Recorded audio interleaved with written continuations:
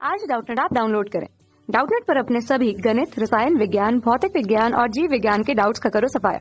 बस प्रश्न की फोटो खींचो, एक ही प्रश्न को क्रॉप करो और तुरंत वीडियो सोल्यूशन पाओ। अभी डाउनलोड करें। प्यारे छात्रों, हमारा प्रश्न है कि सिद्ध कीजिए कि वृत्त x square plus y square बराबर 1, comma x square plus y square minus 2x minus 4y minus 11 बराबर 0। यहाँ पर 0 भी है, ठीक है। और x square plus y square minus 4x minus 6y minus 243 की त्रिज्याएं गुणोत्तर श्रेणी में। तो आइए हम इस प्रश्न को हल करते हैं।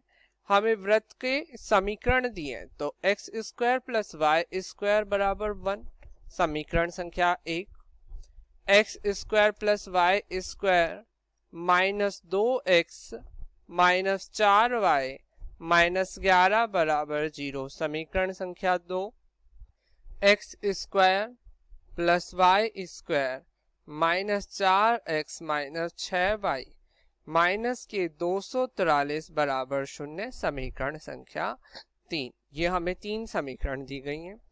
इन तीनों समीकरण की वृत्त के व्यापक समीकरण x square plus y square plus 2gx plus 2fy plus c बराबर 0 से तुलना करने पर, ठीक है।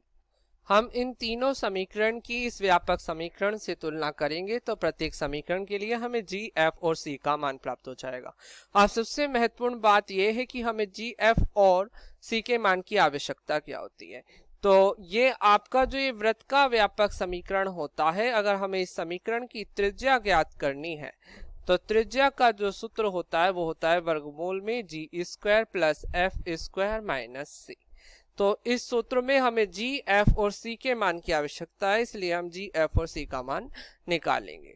तो समीकरण 1 के लिए अगर हम बात करते हैं, देखिए समीकरण 1 क्या है, x square plus y square बराबर 1। तो देखिए समीकरण 1 से g बराबर आपका आ जाएगा तुलना करने पर 0, f बराबर 0 और c बराबर, देखिए ये 1 जो है दूसरी तरफ चला जाएगा। हम सबसे पहले समीकरण को इस तरीके से लिखेंगे, x square plus y square minus 1 बराबर 0।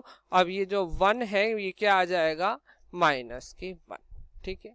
तब त्रिज्या क्या आ जाएगी, माना समीकरण 1 के लिए जो त्रिज्या है, वृत्त 1 के लिए जो त्रिज्या है वो r1 है, तो वर्गमूल में g स्क्वायर 0 का वर्ग f का माइनस माइनस 1 या वर्गमूल में प्लस के 1 या प्लस माइनस 1। अब देखिए क्योंकि हम त्रिज्या कभी भी ऋणात्मक नहीं होती, इसलिए ऋण चिन्ह को छोड़ देंगे तो r1 बराबर आ जाएगा प्लस के 1। इसी प्रकार हम समीकरण 2 के लिए, जब हम समीकरण 2 की तुलना व्यापक समीकरण से करेंगे तो g, f और c के मान हमें प्राप्त होंगे। वृत्त के व्यापक समीकरण से तुलना करने पर g का मान, तो 2g बराबर माइनस 2 या g बराबर माइनस 1, 2f बराबर माइनस 4 या f बराबर माइनस 2 और c बराबर आ गया माइनस के 11।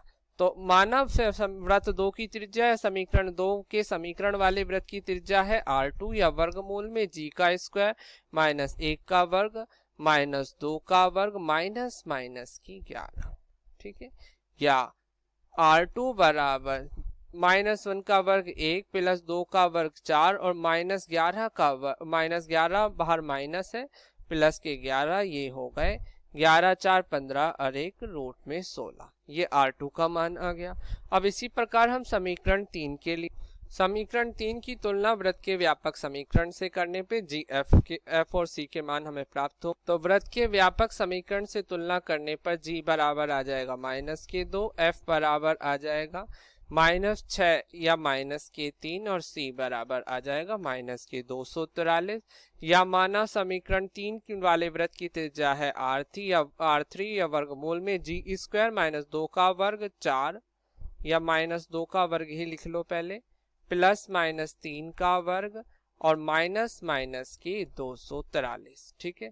या यहाँ से आ जाएगा r3 बराबर 2 का वर्ग 4, 3 का वर्ग 9 प्लस के 243, या यहाँ पर आ जाएगा r3 बराबर 256, या आप जानते हैं 256 का प्लस माइनस के 16, वृत्त की त्रिज्या आ जाएगी R3 बराबर प्लस 16। ऋण चिन्ह को हम छोड़ देंगे क्योंकि त्रिज्या एक केंद्र से किसी बिंदु पर, वृत्त पर स्थित किसी बिंदु की दूरी है, दूरी कभी भी ऋणात्मक नहीं होती। ठीक है, अब प्रश्न में लिखा है कि इन तीनों वृत्तों की जो त्रिज्याएं हैं वो गुणोत्तर श्रेणी में, ऐसा हमें सिद्ध करना है।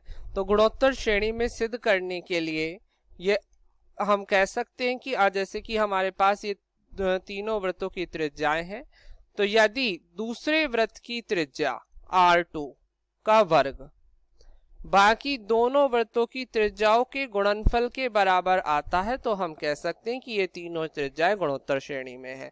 तो सबसे पहले हम बायां पक्ष बायां पक्ष लेने पर अर्थात R2 का वर्ग, या R2 क्या है √16 अभी हमने निकाली, या √16 का वर्ग आ गया 16। अब दायां पक्ष लेने पर दायां पक्ष है R1 गुना R3। अब R1 क्या है 1, R3 क्या है 16, या 1 गुना 16 16।